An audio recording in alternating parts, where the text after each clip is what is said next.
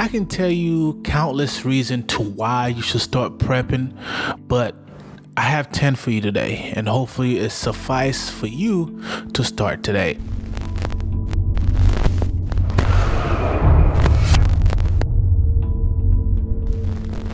Let's go over the 10 tips or suggestions to why you should start prepping. The first one I want to talk to you guys about is the increased frequency of natural disaster.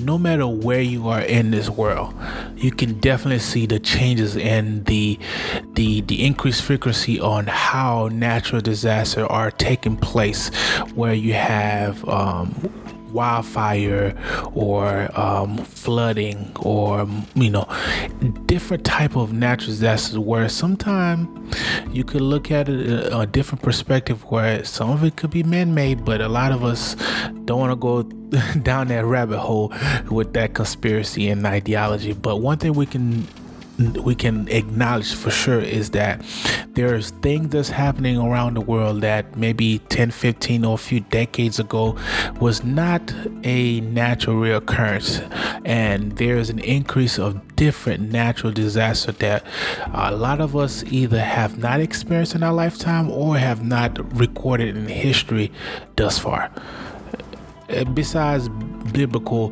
proportion. The other part of this, the increase of natural disaster that I want you to look at is the unpredictable of natural disaster, because the unpredictable part of it is something that a lot of us look at or consider. Natural disaster can happen at any time and anywhere. It doesn't matter if you follow the weather patterns itself or the reports and everything like that. It can change. For example, I live in the state of Florida, and one thing for sure, we have our hurricane season, and we can know a hurricane is on its way. But at the same time, if you are a Floridian or if you are an outsider, you can know that at any time that hurricane can change its travel pattern or where we predict or think that it's going to go. And a lot of us have made the mistake, myself included, that thinking that that hurricane path is not coming my way, I will be okay. In the last minute, next thing you know it, a tropical storm or the part of the hurricane, we get hit with it, if not the whole thing. So whether you up north dealing with tornadoes or a blizzard, it doesn't matter. The unpredictable of natural disasters can strike at any time with weather. So think about that and consider that. The increase of natural disaster. That's number one. So number two, global economy uncertainty. If we're not careful and not following the world economic patterns and what's going on in the world, whether it's Russia, China, or Ukraine war, or anything that's happening, if you allow yourself to become naive to the fact that it will not impact you locally or in your community, you are a fool. And I'm telling you to your face right now, because there are things that take place on the world stage that we get impacted by, because it's a trickle effect. It starts from the top and come down to you. So being prepared and understanding the world stage and its economic process and what's taking place does help you prepare. And suggestion of looking at that and keeping aware, being aware of it and keeping track of it does help you with your preparedness. So keep that in mind. Number three, political and social instability. Now, I'm not going to go into politics because we can take different turns, and you who are watching may have a different political view. So I'm not going to waste time and talk about politics. But one thing for sure is keeping up with politics does help, because if you know who's running and who have what ideology, that can help you prepare a little bit better. If someone that you don't like their political view, you can prepare for that, because if someone that gonna probably do certain things while they are in office and get voted in or whatnot, however you believe the process is. I have my own theory and ideas, but one thing for sure, keeping up with a political figure, whether it's on a national stage or international or even on your local level, keeping up with politics does help a lot.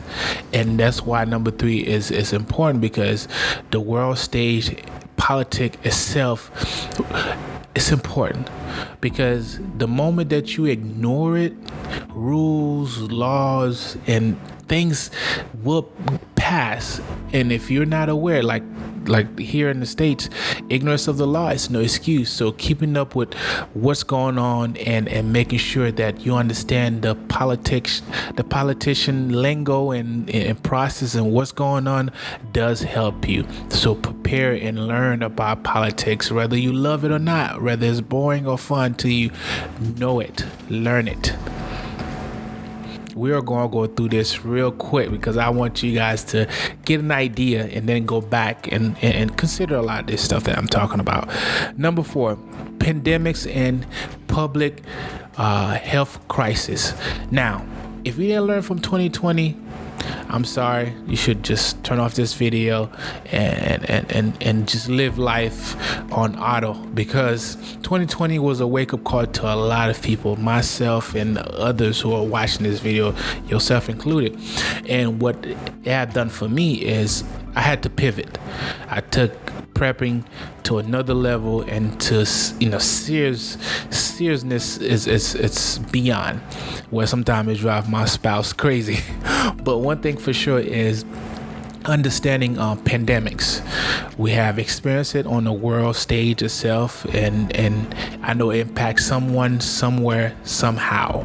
So whether it was something that impacted you a lot or not, one thing for sure, we know it was real.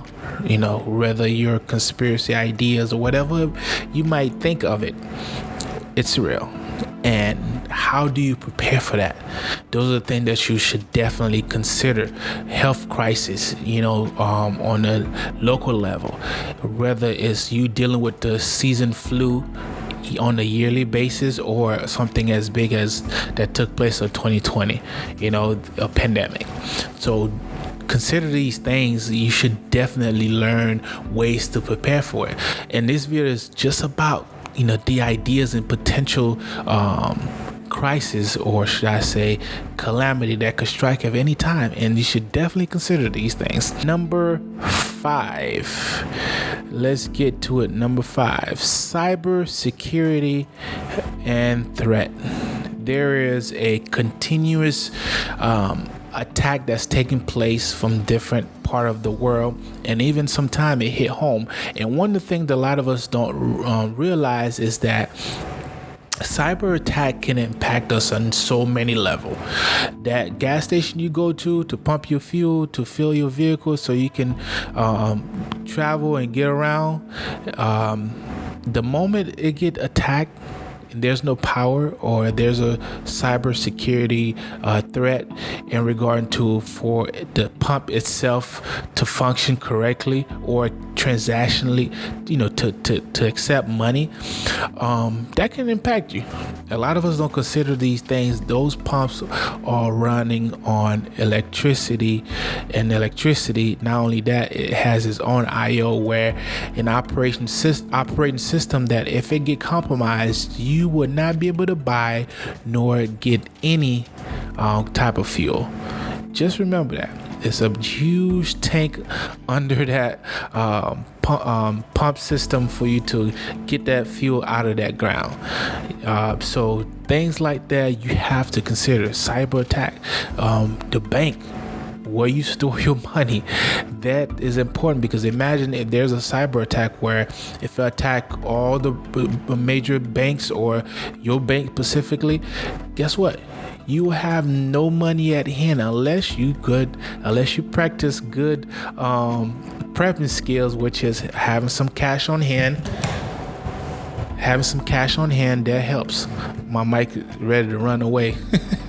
But having cash on hand if the bank is closed or because of a cyber attack, guess what? You have cash on hand. Number 6, supply chain disruption. It's always important to make sure you have what you need on hand, so if there's ever a food disruption or service disruption, you have what you need. And another thing that you should definitely consider is, remember, you're not guaranteed anything. So learning to prepare food and growing your own garden and having certain things on hand, whether having two of anything, does help a lot, because you don't know what could happen tomorrow. And that's what I'm trying to really help you guys look at and prepare for, because you really don't know the disruption of transportation or food itself can impact you if you're not properly prepared for it. All right, so number 7, let's talk about it. Number 7, personal and community resilience. Now, a lot of us are not resilient. What does it mean to be resilient? To be resilient is definitely something that you should practice, because when there's the scarcity of food can show how resilient you are. The toughness of time of not having power can show you how resilient you are. And being resilient is to be able to tough it out in the hardest moments, because a lot of us had it made where convenience has made us soft, and we have not been hardened yet in regard to if there is a major crisis. You know what I'm saying? You are not hardened enough or mentally prepared or physically prepared enough to be resilient, because resilientness comes with the application of practicing and doing things in many ways to survive. And a lot of us, to be honest, are lazy and have not put in the work to be resilient. So number 7 is very important. Learn to be resilient, because once the system break down, guess what? Those who didn't prepare and those who are not physically or mentally capable and have that resilient will perish first. It's hard to say, but it's the truth. Only the prepared survive and thrive. Remember that. Let's go to number 8. Number 8, tech failure. Technology failure is something a lot of us don't look at, because conveniency and things are, been working. And a lot of us have not get familiar of not having things working. For example, a lot of us get home or wake up, flip the switch, we have power. Punching a few numbers in a microwave, convenience, and heat up your food. Or having the oven and you cooking your food on a daily basis. Imagine the light goes out. No food in the grocery store. Guess what?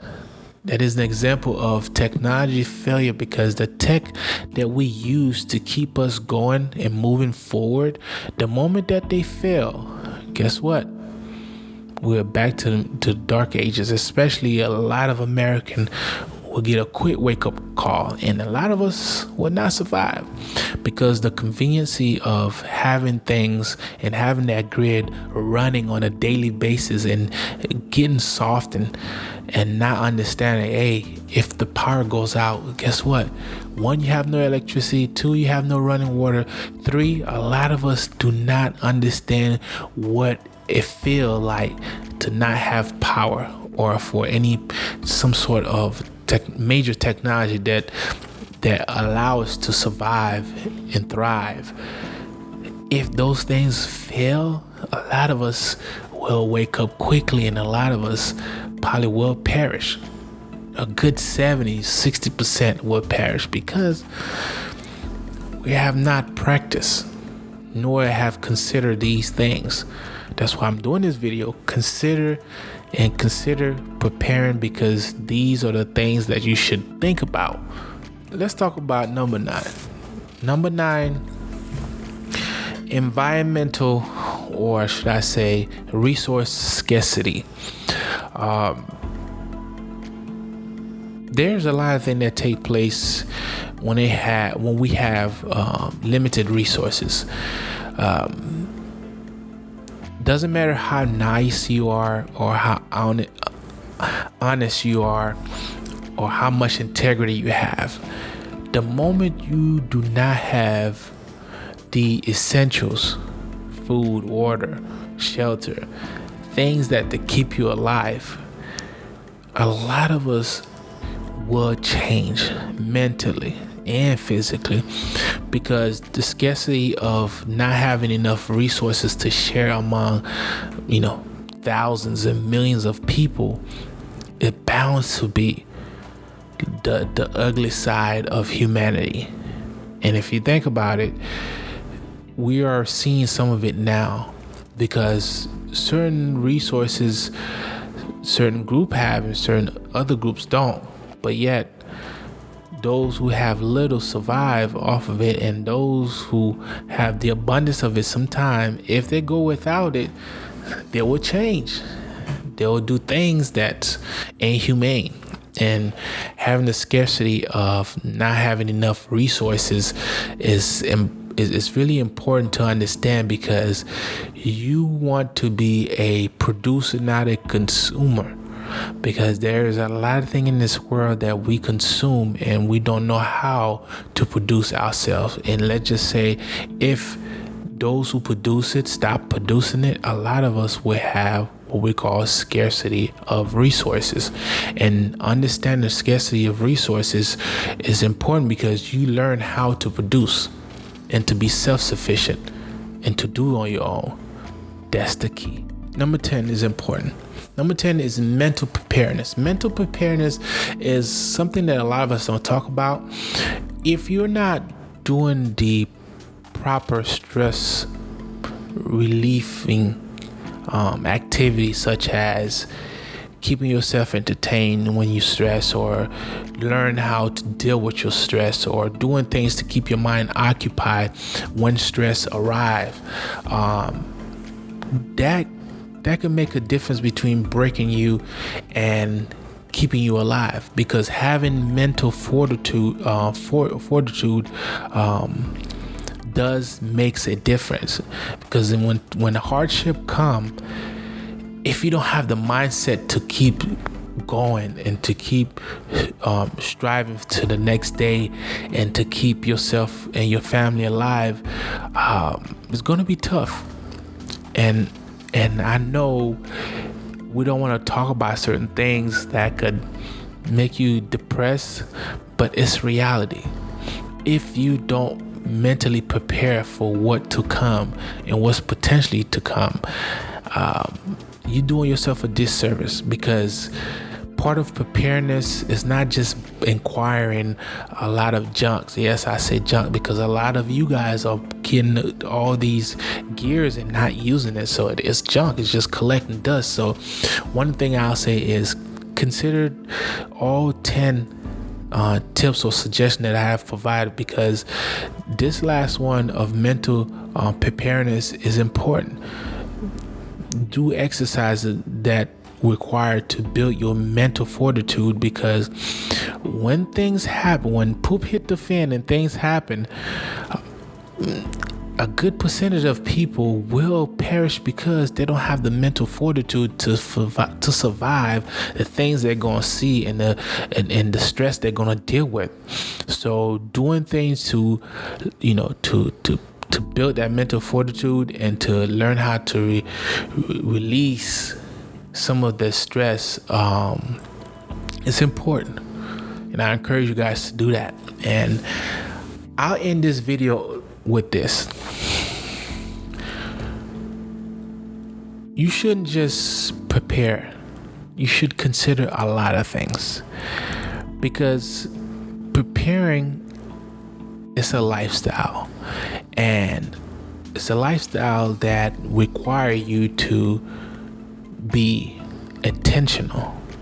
And if you're not intentional about it, you're just going to be someone who just collecting gear and just going through life and just imagine these scenario and really not putting what you learn into application.